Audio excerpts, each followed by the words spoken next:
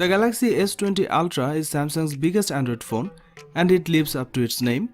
It is the first Samsung phone with a 120Hz display which is designed to deliver smoother motion when you are scrolling and especially playing games. You can also toggle between 60Hz and 120Hz in settings, which will come in handy if you want to save battery life. Samsung's 6.9-inch display will push the boundaries of your finger's reach, but it won't feel much bigger than the S10 Plus. Its width is actually a little smaller than the 6.8-inch Note 10 Plus and 6.7-inch Galaxy S10 5G. It's just that the Galaxy S20 Ultra is noticeably taller, not wider, expanding to a 20:9 aspect ratio. You can still grip it with one hand and shove it in a deep enough jeans pocket. The Samsung Galaxy S20 Ultra is made of glass and aluminium and it is protected by Corning Gorilla Glass 6.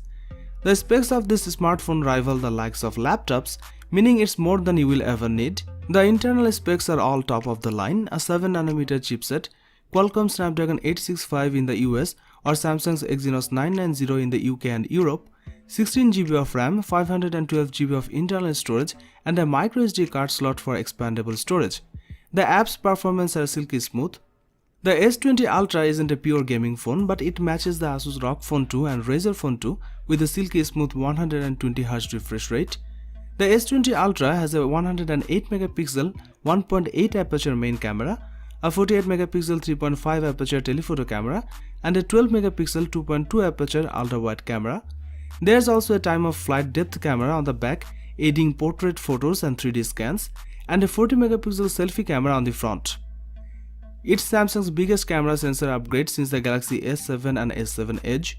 The main 108MP camera delivers great quality pictures with stunning details. The camera performed well in almost every light condition. The telephoto lens is capable of 10x lossless zoom and a crazy 100x space zoom. Pictures from the selfie camera delivers great dynamic range and quality. The Samsung Galaxy S20 Ultra camera introduces 8K resolution video recording and steady stabilization. 8K is going to allow you to crop and edit video without sacrificing quality, while the 4K will give you more frame rate and zoom options. Samsung's super fast charging returns on the S20 Ultra, up to 45W with an optional charger and 25W with the charger included in the box. It also supports 15W fast wireless charging. Samsung equipped this phone with a massive 5000 mAh battery, which is the biggest in a Galaxy S series device. Samsung Galaxy S20 has a lot of potential. Samsung promised something amazing will happen in 2020, and here it is.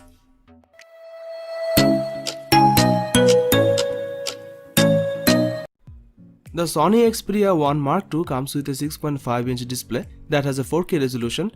It's a HDR OLED panel. However, the company has included a new feature that will allow for a 90Hz effect on the screen, but it doesn't seem to use an actual 90Hz panel. Sony's latest flagship phone features a 3.5mm headphone jack on the top edge. The design is glass on the front and back, both of which are protected by Corning Gorilla Glass 6 technology, and it will come in either black or purple. It also has a full bezel at the top rather than a notch or punch hole. Inside the Sony Xperia 1 Mark II, there is a Qualcomm Snapdragon 865 chipset, which is one of the very best processors on the market. It offers some strong performance and be able to cope with all the tasks that most other top-end phones can do. The phone comes with 8GB of RAM to keep it running. Storage-wise, you have got 256GB of space to play with here, and that's expandable with a microSD card. 5G is one of the big talking points of Xperia 1 Mark II. There's no 4G only variant of this phone. The camera is another area Sony's put a spotlight on.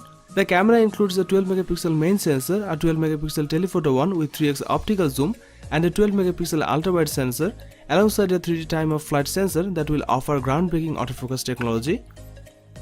It's using a technology that Sony developed for its alpha range of cameras, and the aim here is to give you the best shot through stronger autofocus. This technology can completely autofocus and auto exposure calculations at 60 frames per second, while the camera itself can take 20 shots in burst mode each second.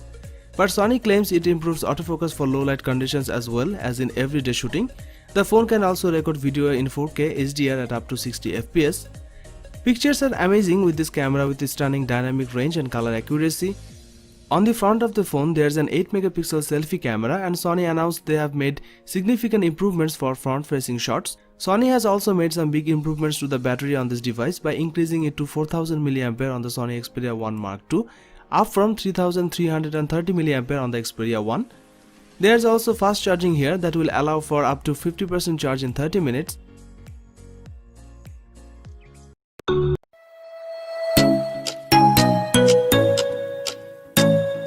The P40 Pro features a quad curve overflow display with curved glass at all four edges. There are still very thin bezels at the top and bottom.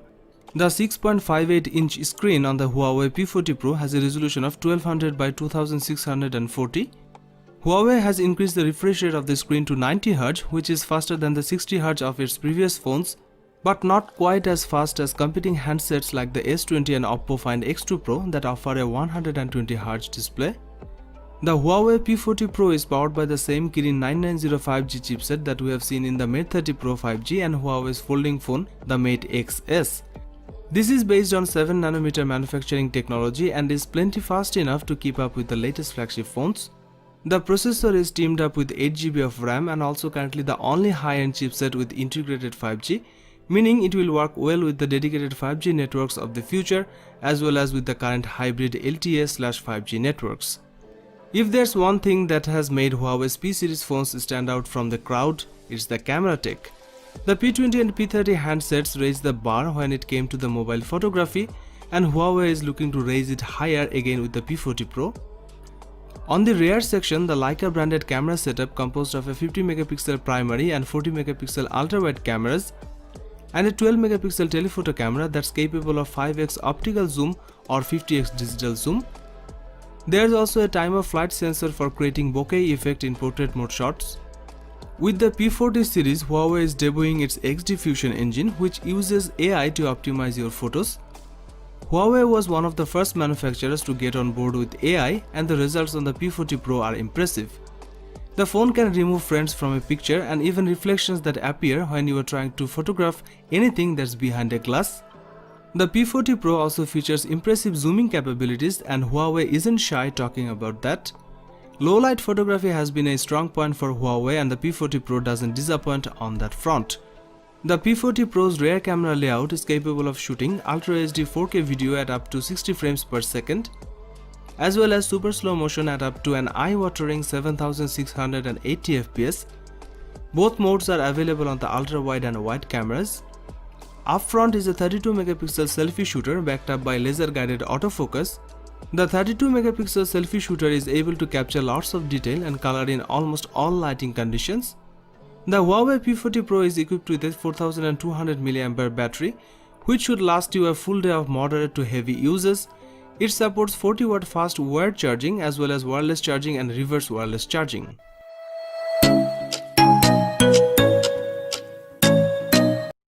OnePlus has added the best display it's ever made on the 8 Pro, and the Chinese company says it's the best screen you will see on a phone for 2020. It is a 6.78-inch fluid display with a 120Hz refresh rate, HDR10+ support and QHD resolution. The OnePlus 8 Pro features a circular punch-hole camera cutout in the top left corner of the screen. The OnePlus 8 Pro is the first handset from the brand to carry an official IP rating, which means it's officially protected against dust and water. The phone features Qualcomm's top-of-the-line Snapdragon 865 chipset, which comes with Qualcomm's X55 5G modem to enable super-fast internet speeds where 5G is available. The OnePlus 8 Pro packs 4 rear cameras, including a 48MP main camera with an 1.78 aperture. There's also a 8MP telephoto camera with a 3x optical zoom and ultra-wide 48MP camera with a 119° field of view and a dedicated 5MP color filter camera that lets you apply artistic filters as you are shooting. The OnePlus 8 Pro's main 48MP camera and wide-angle shooter take sharp and vibrant shots, especially in outdoor lighting. The dynamic range and color accuracy is great. In addition to that, the camera's 3x lossless zoom can take pictures without losing detail. It can also digitally zoom up to 30x, but the photo quality really degrades at this level. The camera can also shoot 4K video and has optical image stabilization. On the front, there is a single 16MP selfie camera which delivers stunning quality.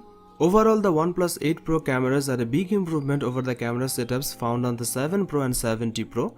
The OnePlus 8 Pro comes with a sizable 4510 mAh battery, which is the biggest OnePlus has ever put in a handset. The OnePlus 8 Pro could comfortably last a day on a single charge with typical uses including gaming, video playback, social media, messaging, video calls and photography.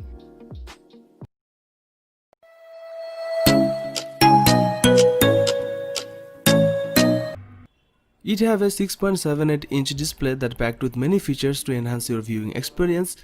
It has a Ultra HD resolution with 10-bit color, a variable 120Hz refresh rate and a 240Hz touch input rate.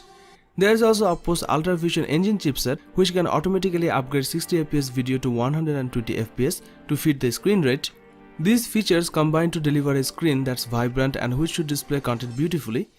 There's no 3.5mm headphone jack here, so fans of wired headphones will be disappointed. The phone is IP68 protected though, so it's safe from dust and water to a high degree.